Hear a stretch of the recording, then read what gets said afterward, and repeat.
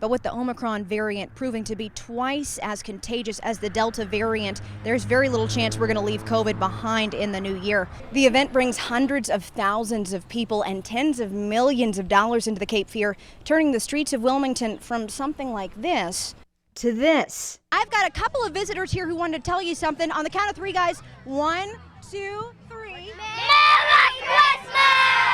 Merry Christmas! The only way I know how to describe today's scene is controlled chaos. Children, as they were contacting their parents, family members, rushed to New Hanover High School, only to be redirected to Williston Middle School down the block. You see this trash can?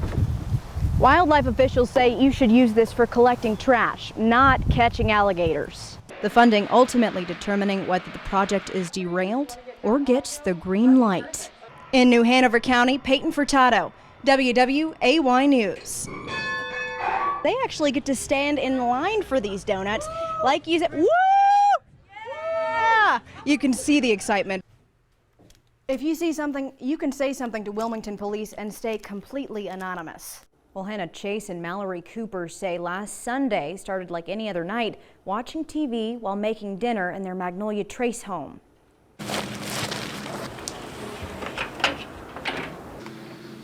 Sunday, April 3rd started like any other night in Magnolia Trace. Mallory Cooper sat with her dog watching TV while her boyfriend Chase made dinner near the sliding glass door. Their dog had been antsy for several minutes, and then the couple's video doorbell sensor went off. Chase began checking the home's entrances. When he got to the back porch entrance, he found a chair facing the kitchen and living room. A pillow was also used to prop open the screen porch door, and a ladder was outside in the backyard. Their sliding glass door was partially open. And so we realized that this guy has been taking gradual steps to get more and more comfortable. Someone isn't just comfy enough the first time to come onto someone's patio and sit there and open someone's door. He had to have been doing these things for a while. This is one of a few videos captured of the alleged Peeping Tom running away from the Coopers' home. Since then, other neighbors have noticed signs of someone near their back doors. We've had a few neighbors have separate different events. The first two were both single women.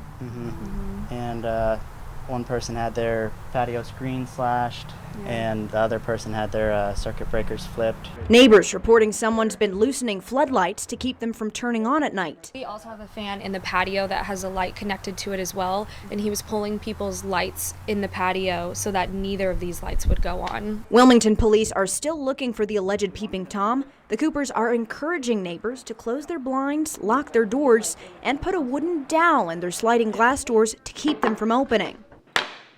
Everyone wants their own privacy, their own rights to enjoy themselves in the privacy of their home. And then when you get your doors open and people come in your backyard without your knowledge and staging up property to watch you, it kind of makes you just feel uncomfortable living in your own home. And neighbors say for the past couple of days they've taken more precautions and haven't seen any sign of the alleged Peeping Tom since last week's events. While cleaning a picture frame, a Hope Chest thrift employee found a nearly 150-year-old marriage license nailed inside the back. It was so old, only the year, city, and couple's first names, William and Katie, were legible. And this couple was married in New Jersey, and somehow the certificate found its way to a thrift store on Old Ocean Highway in Bolivia, North Carolina.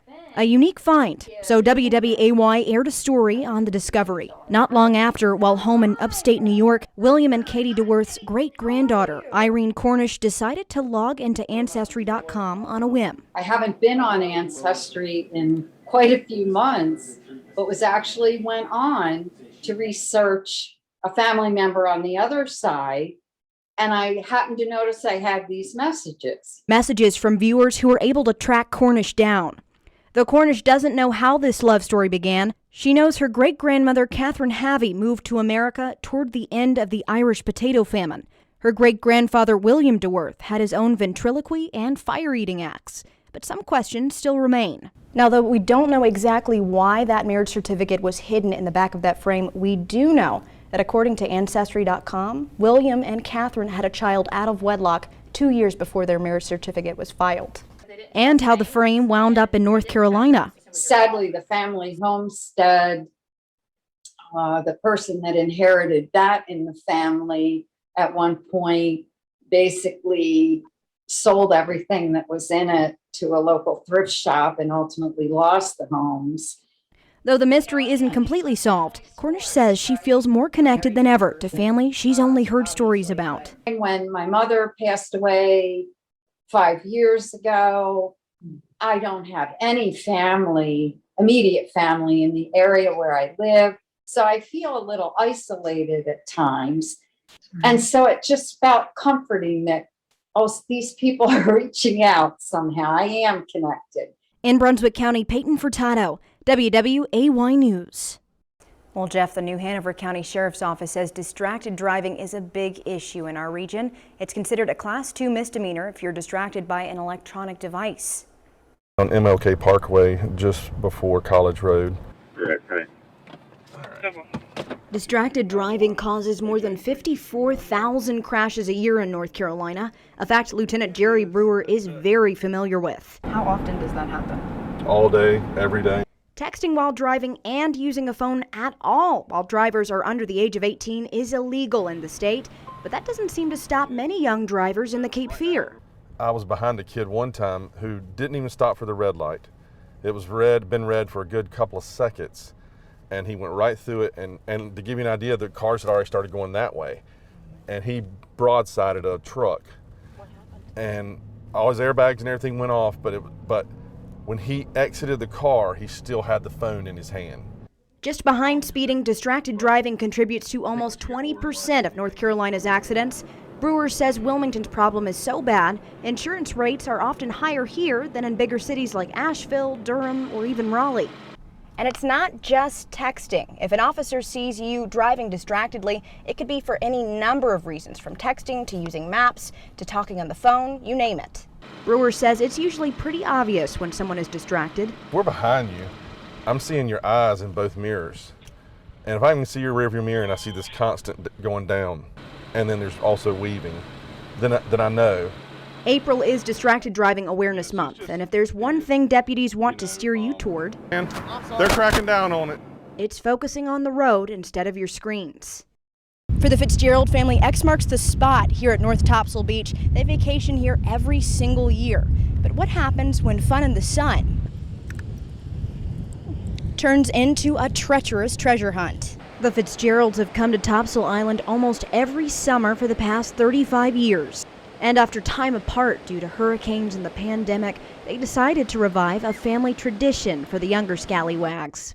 I remember being really excited, and this is our first time seeing them in a while, so I wanted to do something special for them. They drew an elaborate map, leading the family's youngest adventurers on a hunt across the beach. 5, 6, 7, 8. Bonding over buried treasure and making memories along the way.